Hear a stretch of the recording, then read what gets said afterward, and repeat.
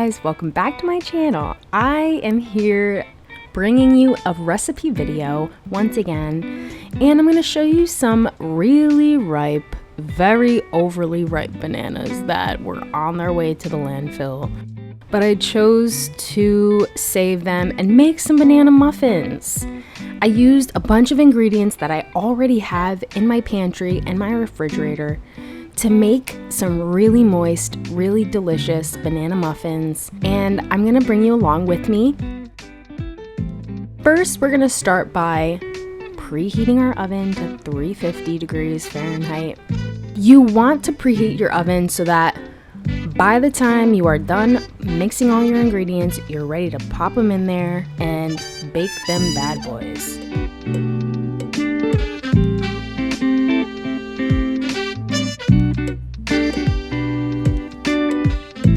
These bananas just fall right out of their casings, and they look real ugly. They feel real questionable, but this stage makes the best banana bread or banana muffins. I'm telling you, the sugars that develop inside the banana just come right through, and it's the best for recipes like this. If you have some bananas that are overly ripe, I say go for it.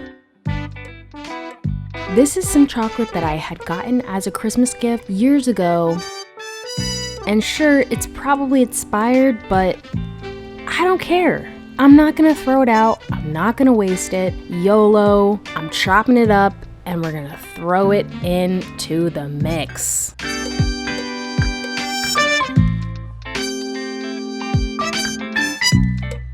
Man, if you had some pecans, some almonds, some whatever kind of nuts you have, throw them in there. Why not? It gives the muffins some really nice texture, and most likely it's going to make them taste more delicious. Once you have that nice and chopped up just like this, you're going to set it aside. In a medium mixing bowl, you're going to add the dry ingredients, and that calls for some flour, some salt, which I'm scooping up here. And by the way, I'm going to add in the measurements here on the screen for you. So we're starting with the salt, then we're gonna throw in that flour. This is just some regular schmegula all-purpose flour, some baking soda, and then we're gonna throw in a little bit of cinnamon. This wasn't in the original recipe, but I figured I had it, I'm gonna use it, and I love me some cinnamon, so why not? We're mixing it up just to get it nice and combined. The magical ingredient is mayonnaise, and trust me on this one, this is necessary. It helps to make the muffins very moist and delicious. I'm using my favorite kitchen utensil, and that's a really tiny rubber spatula. It helps me get into the small crevices and the nooks and crannies for scraping out liquids and sauces and all the good things. So I'm mixing this in with the banana that I have mashed up. I mashed up 3 medium bananas that were very, very ripe, as you saw before. So I'm just mixing this in, getting it nice and combined. Then I throw in some raisins that I actually had in the fridge already from another recipe, and they were actually soaking in some water. By soaking it in water, it helps the raisins stay plump, and it doesn't soak up all the moisture from the batter when it's baking. Now I'm adding in the egg and just combining it once again.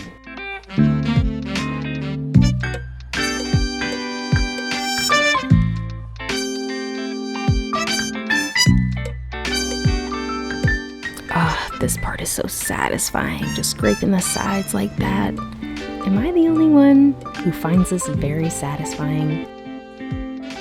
Alright, now back to the recipe. So we're mixing up the dry and wet ingredients. Slow and steady, so do not overmix, and I'm actually combining the mixture in 3 parts.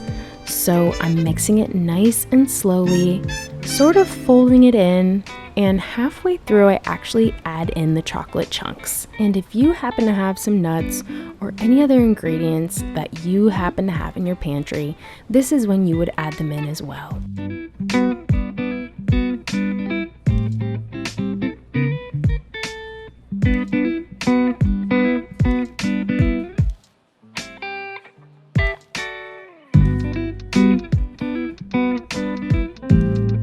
Now you want to expect the batter to be a bit lumpy.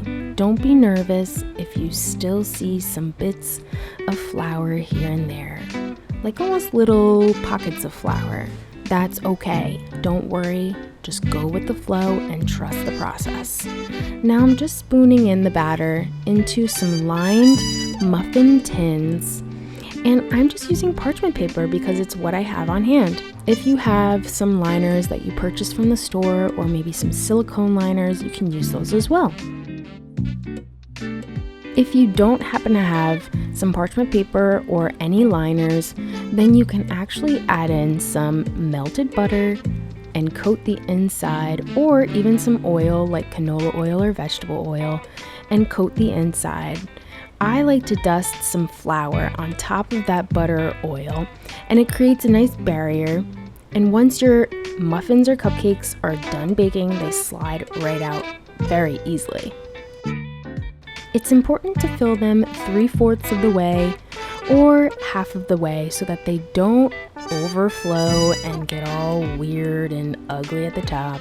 Last step is to set a timer for 13 minutes.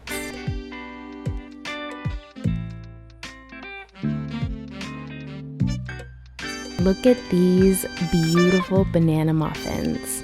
They're moist, they're ooey, gooey, chocolatey, golden brown, and they are perfect as a snack or toasted with some butter. I hope you love this video and I hope you try this recipe. Thanks for watching. I love you guys, and if you haven't already liked or subscribed, I invite you to do so and stick around with me. If you have any ideas for the next video, let me know in the comments down below. See you later. Bye.